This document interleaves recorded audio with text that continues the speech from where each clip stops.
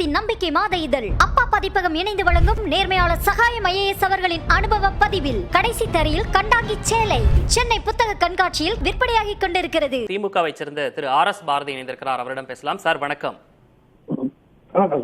ஈரோடு கிழக்கு இடைத்தேர்தலை அதிமுக புறக்கணித்திருக்கிறது. அதற்கான காரணம் விளக்கத்தையும் அவங்க சொல்லியிருக்கிறாங்க. தேர்தல் நியாயமா நடக்காது, ஜனநாயக முறையில் நடக்காது அப்படின்ற ஒரு குற்றச்சாட்டையும் முன் வச்சிருக்காங்க. உங்களுடைய கருத்து சார்?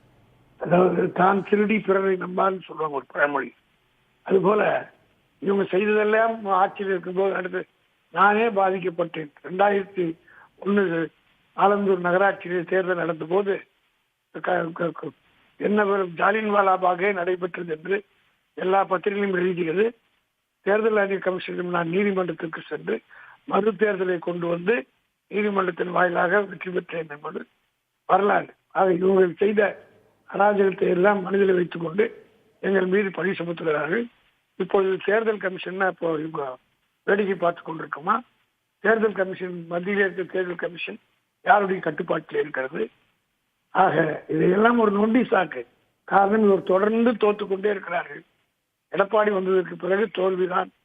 ஆகவே இந்த தேர்தலும் டெபாசிட் வாங்குவார்களா என்ற ஒரு பயம் இருக்கிற காரணத்தினால் ஓடி ஒழிகிறார்கள். ஆக அவர் சொல்றதை பற்றி நான் கவலை இல்லை. மக்கள் எங்க பக்கம், வெற்றி உறுதி. தோல்வி பயத்தால் வீண் பழியை சுமத்துகிறார்கள் அப்படின்றத சொல்லியிருக்கீங்க. இணைப்பில் வந்து உங்களுடைய கருத்துக்களை பகிர்ந்து கொண்டமைக்காக நன்றி திரு RS பாரதி. ஈரோடு கிழக்கு தொகுதி இடைத்தேர்தலை அதிமுக புறக்கணித்திருக்கிறது.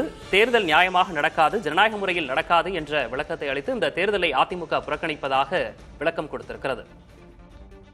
தேசத்தின் நம்பிக்கை மாத இதழ் அப்பா பதிப்பகம் இணைந்து வழங்கும் நேர்மையாளர் சகாயம் IAS அவர்களின் அனுபவ பதிவில் கடைசி தரையில் கண்டாங்கி சேலை சென்னை புத்தக கண்காட்சியில் விற்பனையாகி கொண்டிருக்கிறது.